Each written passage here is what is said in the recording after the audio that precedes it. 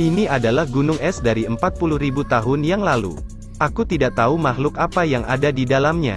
Manusia membuat ceri bersinar di gunung es. Beberapa detik kemudian, gunung es pecah. Tetapi ketika mereka semua memotong bagian lain, pemandangan di depan mereka membuat mereka panik. Itu adalah tangan manusia. Mereka dengan cepat memotong lebih banyak potongan. Oh Tuhan, dalamnya adalah manusia. Orang ini memiliki bibir ceri. Kumis seksi. Sekitar 30 tahun, para ilmuwan tercengang.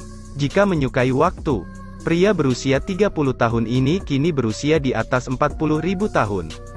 Penemuan ini membuat para ilmuwan bersemangat. Mereka berencana untuk memisahkan manusia es ini, mengirimnya ke universitas untuk penelitian. Jadi, mereka mendorong manusia es ini ke dalam ruangan, menggunakan mode panas untuk mencairkan es di sekitarnya.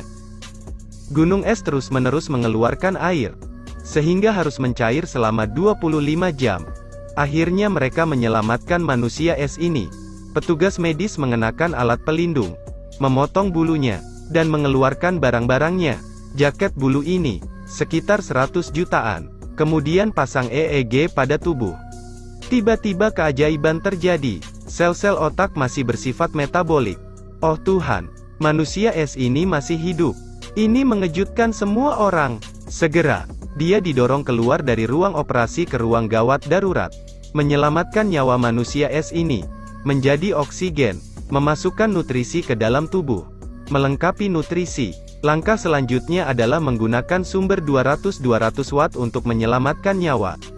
Di bawah kombinasi stimulasi listrik dan nutrisi, manusia es 40.000 tahun yang lalu hidup kembali seperti keajaiban. Seseorang dari 40.000 tahun yang lalu diselamatkan oleh dokter. Ketika manusia es bangun, ada begitu banyak kepala di depannya sehingga dia takut setengah mati. Semakin dokter ingin menghiburnya, semakin dia takut. Pada titik ini, Stanley melepas topeng dan pakaian pelindungnya. Ketika manusia es melihatnya, dia menjadi tenang, diikuti dengan suntikan, membuatnya tertidur, karena semua orang ingin manusia es dihilangkan untuk penelitian. Stanley mengatakan bahwa orang dahulu juga manusia sehingga hal itu tidak adil baginya. Di sekitar sini Charlie terbangun di pegunungan. Mungkinkah dia bebas? Tidak. Pegunungan di sini, termasuk semua bunga dan pohon, adalah buatan. Pendekatan ini pasti berhasil. Charlie telah beradaptasi dengan kehidupan di tempat ini. Suatu hari, Charlie menemukan keran. Dia sedikit terkejut. Dia menarik kepala lotus dan menyimpannya dengan hati-hati. Dia mengambil pipa air dan menelusuri arah keran. Sampai pintu datang, dia membukanya. Melihat orang di depannya, Charlie sekarang tahu bahwa dia tidak diizinkan pulang, tetapi dikunci di tempat ini. Charlie menjadi gila berteriak ke langit, melampiaskan emosinya. Melihat emosi Charlie memburuk, mereka tidak punya pilihan selain menembaknya dengan pistol. Baru kemudian Charlie pingsan. Tapi cara ini tidak bisa menyelesaikan masalah. Pada titik ini, Stanley membuat keputusan. Dia masuk sendirian, berinteraksi dengan Charlie dari jarak dekat. Melihat Stanley, dia memberi isyarat dengan tangannya, menunjukkan untuk mengusirnya keluar dari area tersebut. Melihat Stanley semakin dekat dengannya, Charlie berlari ke arahnya dan mengambil batu di sebelahnya. Untungnya, Charlie tidak memukul kepala Stanley. Dia hanya mengendus tangan lembut itu, menentukan jenis kelamin Stanley, dan kemudian lengah. Jadi Stanley menemukan ahli bahasa dan menganalisis percakapan mereka. Stanley mengetahui bahwa Charlie berusia 18 tahun. Dia memiliki bekas luka berbentuk burung. Mereka menyebutnya Pita. Sama seperti itu, keduanya menjadi teman baik. Hari itu, Stanley mengajak pacarnya menemui Charlie.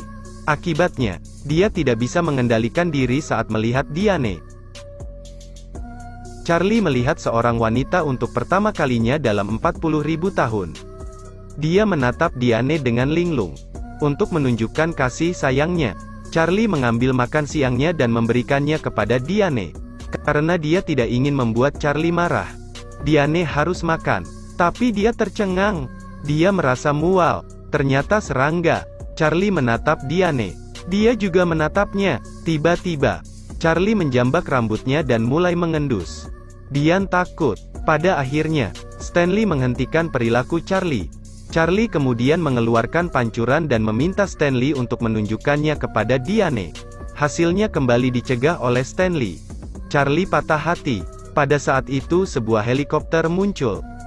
Setelah Charlie melihatnya, dia kehilangan akal sehatnya dan mulai memanjat dengan panik. Mulutnya terus memanggil Pita. Stanley melihat itu dan terkejut. Untungnya, helikopter itu diusir dan tidak ada hal yang tidak terduga terjadi. Tapi yang aneh adalah Charlie menjadi sangat tertekan sehingga dia tidak mau makan lagi. Dan dia bahkan menggambar di tubuhnya. Sepertinya semacam ritual khusus.